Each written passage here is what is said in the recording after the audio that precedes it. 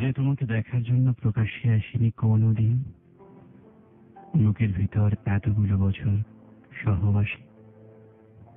যে তোমাকে দেখার জন্য অথই জলের ভিতর সমস্ত নদী মুখ শূন্য করতল ও মুখর শ্রাবণ তোমাতে ভিজবে বলে, অথচ আশ্চর্য অবলীলায় তুমি ভাসিয়ে দিয়েছ ঢেউ অলকানন্দর জলে।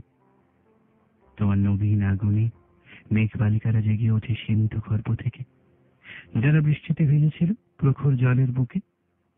পায়ে পায়ে জলের প্রপাতে অশ্রুর গোপনে বুঝেছিল সেদিন এ দৃশ্য বিধাতার।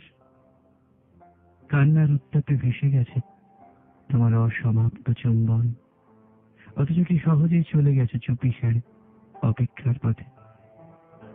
বৃষ্টি শেষ হয়ে গেছে, তবু পাঠিয়েছ সংকেত শ্রাবণ ধারায়, সদ্যজাত অনুভবে কোমল গান ধারে।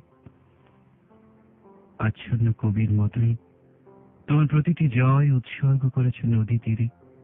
তোমার প্রতিটি লেখায় জেগে উঠেছে এক একটি দ্বীপ, আর সে দ্বীপের চারদিকে গড়ে উঠেছে কিংবদন্তির সবুজ। হেমন্তের সন্ধ্যায় ঘাট থেকে ফিরিয়ে দিয়েছ তরি।